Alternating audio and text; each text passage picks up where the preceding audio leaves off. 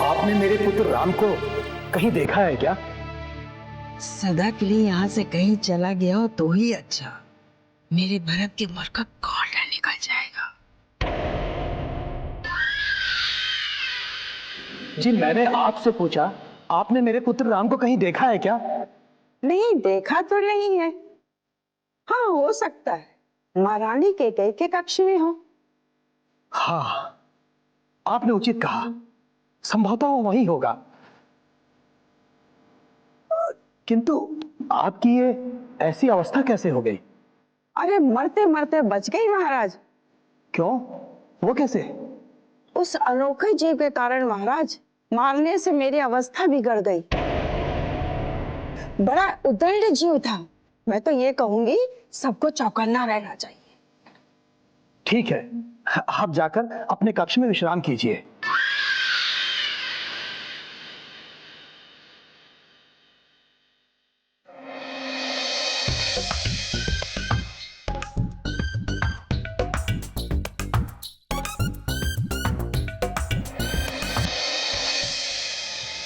किसी का तो मेरी बातें विश्वास ही नहीं हो रहा है, मानो मैं झूठ बोल रही हूँ। यदि उस जीव को पूंछ से पकड़कर सबके सामने लाकर ना खड़ा कर दिया तो जानते हो मैं मंथरा हूँ, मंथरा। माई पकड़ लो, मैं तो आपके साथ ही चल रहा हूँ। सबकी बोलती ना बंद कर दी तो मैं मंथरा नहीं।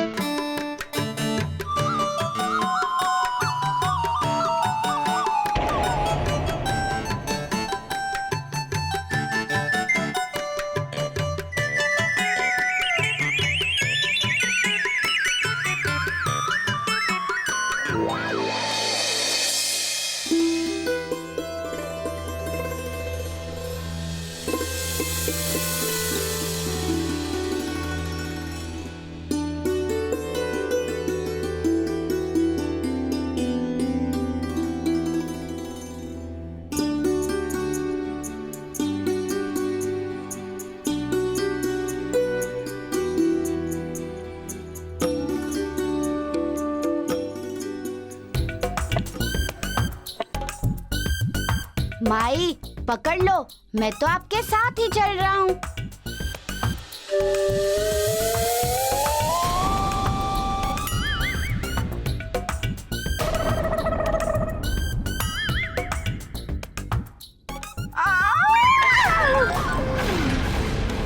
चलो चलकर देखते हैं। ये कैसा स्वर है?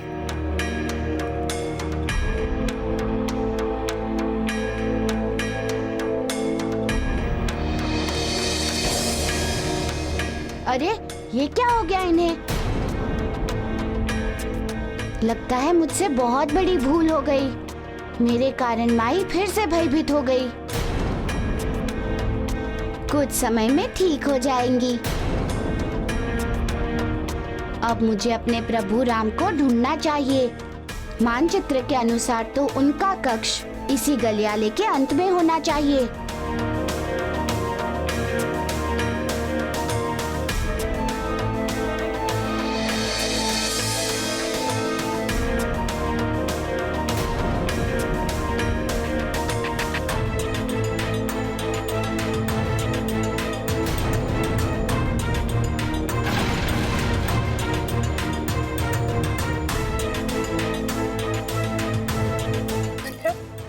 मंत्रा, उठो मंत्रा।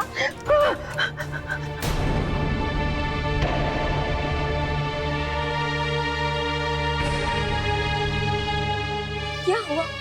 क्यों इतना शोर कर रही थी? क्या बताऊं, मुझे मुझे वो अनोखा जो फिर से दिखाई दिया। वो इसी गलियारे में था, इसी गलियारे में। ये कैसी बातें कर रही हो मंत्रा? यदि कोई जीव होगा तो इस स्थान पर क्या करेगा? यदि उसे कहीं छुपना होता तो मेरे कक्ष में आकर छुपता, क्योंकि छत से उतरते ही तीसरा द्वार मेरे कक्ष का होता है। लेकिन नहीं, वो मेरे कक्ष में नहीं छुपा, इस स्थान पर आया। अवश्य तुम्हें कोई भ्रम हुआ है मंत्रा। ये मुझे कोई भ्रम नहीं हुआ, मैं सौगंध खा के कहती हूँ, मुझे वो जीव। बस शांत रहिए और किसी भी प्रकार का भ्रम मत फैलाइए, अन्यथा अच्छा नहीं होगा। जाइए, अपने कक्ष में जाइए आप और विश्राम कीजिए।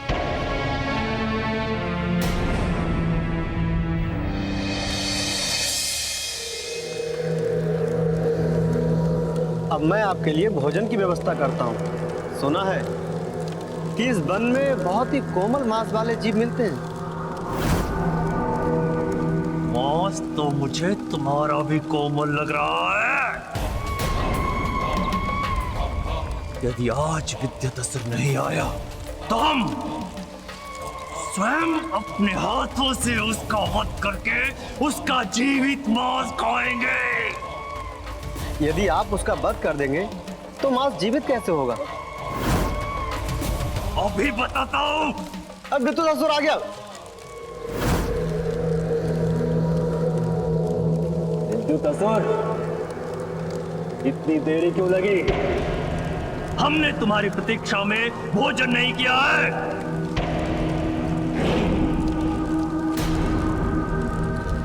बताओ, जो संदेश लेकर आए हो विस्तार से सुनाओ।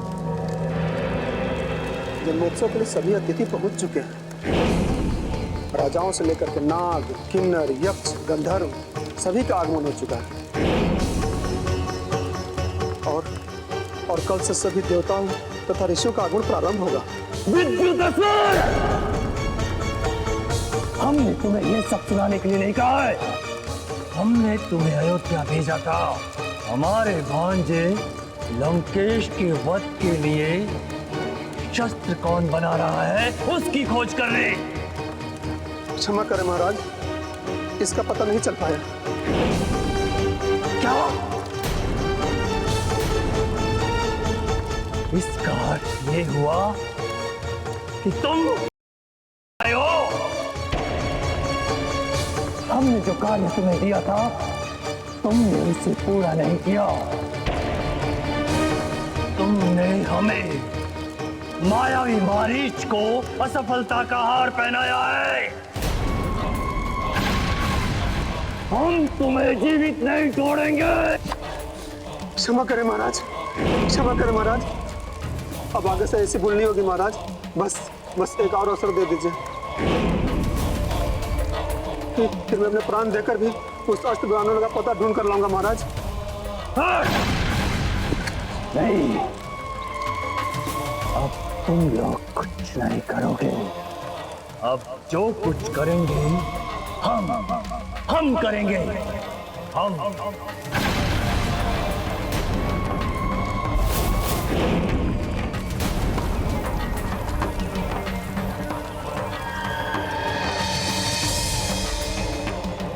हम मायावी माए जिसकी माया का काट तीनों लोकों में किसी के पास नहीं है।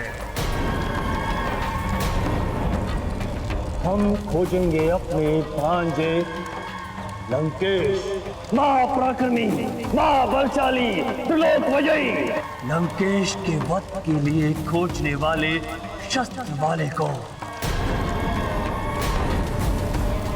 और हम करेंगे अपने हाथों से उसका वध।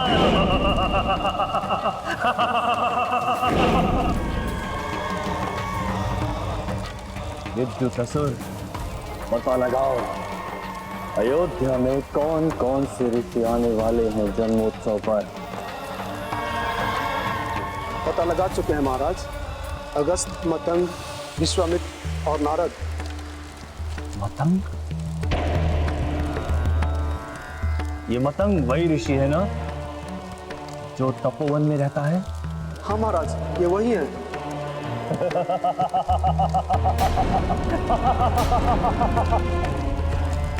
विद्युतासुर, तो कार्य हो गया समझो। कौन सा कार्य महाराज? लंकेश के वध के लिए शस्त्र बनाने वाले के अंत का कार्य। उधर रामनवमी के उत्सव का अंत होगा और इधर लंकेश के वध के लिए शस्त्र बनाने वाले का अंत। मैं मायावी मारीच एक ऐसे व्यूह की रचना करूंगा जिसकी माया का काट तीनों लोकों में किसी के पास नहीं है, जिसकी रचना ना तो आज तक कभी हुई है और ना आने वाले भविष्य में कभी होगी।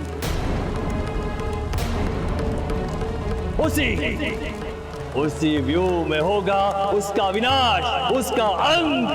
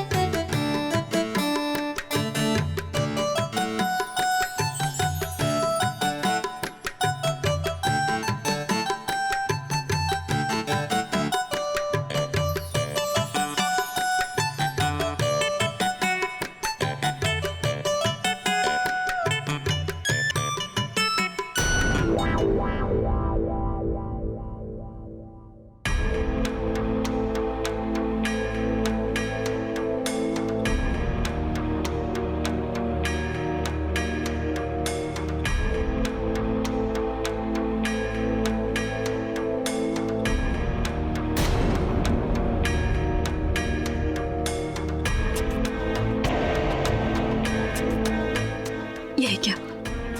इसका अर्थ है कि कोई अवांछनीय व्यक्ति घुसा हुआ है कक्ष में।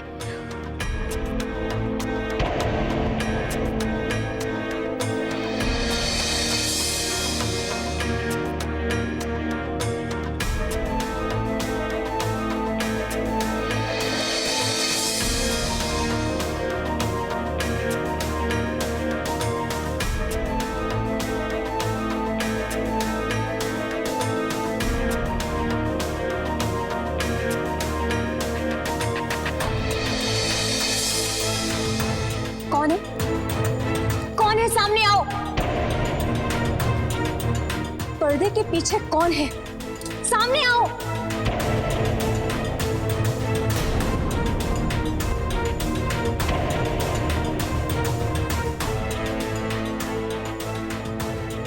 है ना माते? पुत्र राम,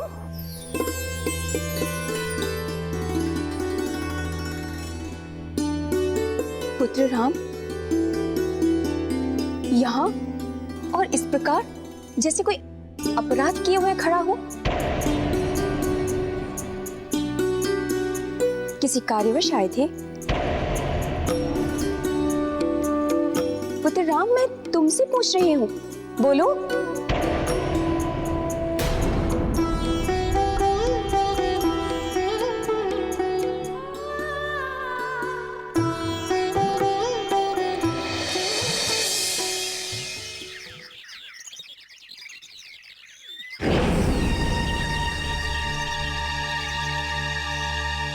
पुत्री शबरी, तुम्हें तनिक भी भयभीत होने की आवश्यकता नहीं है।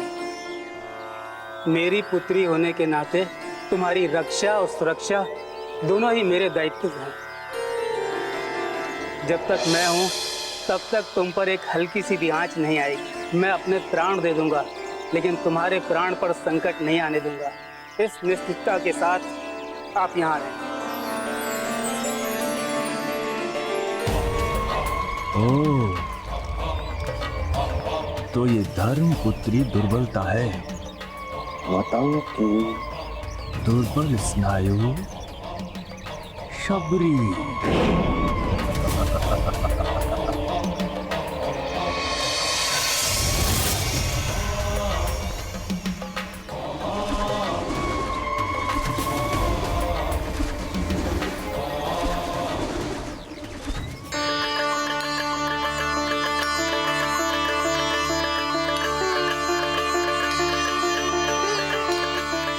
गुरु विश्वामित्र, आप?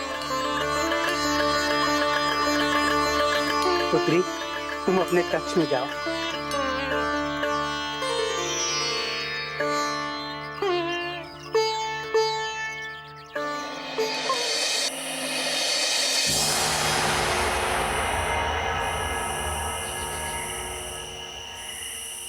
पुत्र राम, तो यह बात तुम्हें पहले बता देनी चाहिए थी कि तुमने अपने मित्र को भी निमंत्रण भेजा है। पहले ना बताने के लिए मैं क्षमा चाहता हूँ। वास्तव में मैं नहीं चाहता था कि मेरे मित्र आप लोगों की उपेक्षा का केंद्र बने। अरे ऐसा सोचा भी कैसे राम? जैसे तुम मेरे प्रिय हो वैसे ही तुम्हारा मित्र भी मेरा प्रिय होगा, और ऐसा कभी सोचना भी मत। जी भूल हो गई। किंतु तुम्हारा वो मित्र है कहाँ? मुझे भी तो मिलाओ राम। मित्र हनुमान।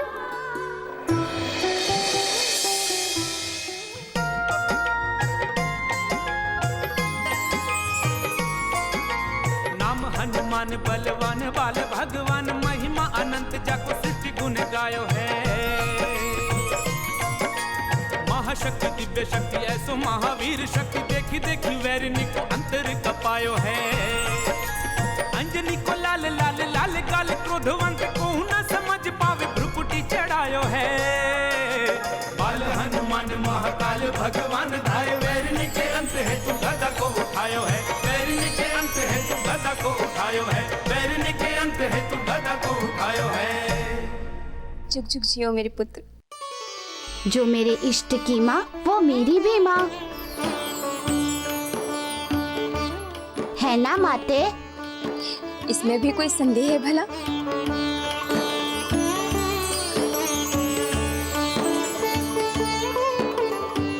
माते, मैं अपने मित्र का आभारी हूँ जिन्होंने मुझे अपने जन्म उत्सव में आने का निमंत्रण दिया।